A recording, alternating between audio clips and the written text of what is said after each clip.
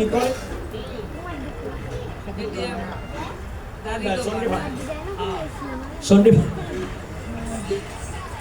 মা দুর্গা গিয়ে রাবণকে বলছে, রাবণ তোমার অন্তঃপুরে তোমার চণ্ডী হয়ে গেছে অশুদ্ধ, আমার কষ্ট চলে যাচ্ছে। সুমদ্রী রাবণকে কুমদ্রী ধরিল, কর্কশ বাক্যে কহিতে লাগলো, যা যা পাষাণে চলে যা, তোর পরশ যুদ্ধ করলে আমার পরশ কি। মা দুর্গার গায়ে কষ্ট লাগলো, মা দুর্গা চলে যাচ্ছে।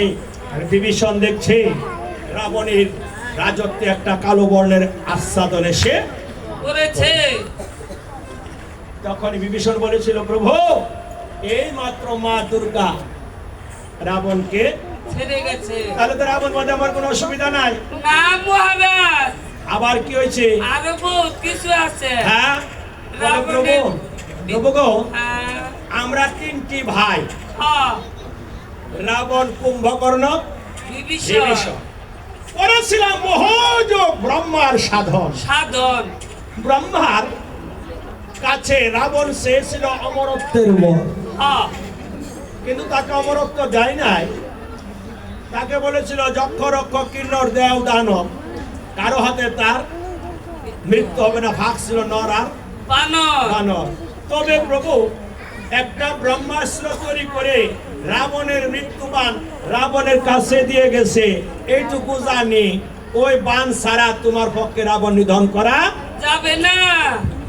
দেখছেন কি বিপদ।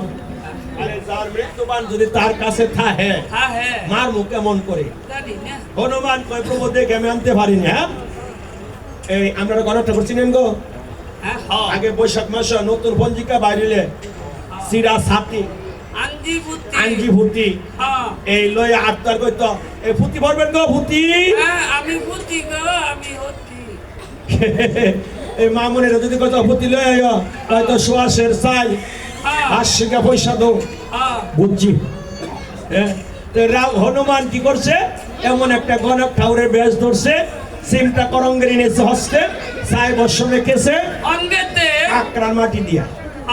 কাকড়া মাটি চিনেন যারা কাহা ছিল, তারা বর্তলি দ আমিও চিনি, কারণ আমরা দেশে তো কাঁকড়া আসিল।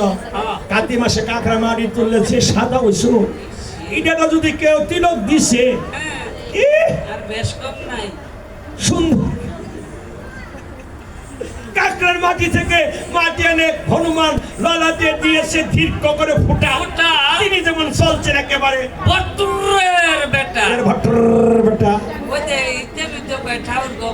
আরে না ভট্টর না, ভট্টাচার্যের বেটা।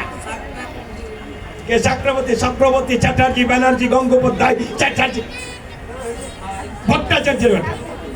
না সুবিধা নাই, এটা আমরা লগের মানুষই।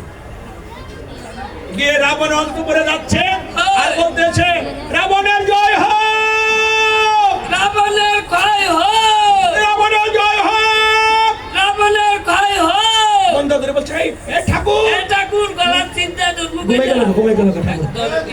ঠাকুর তুমি যে একবারে বেতরে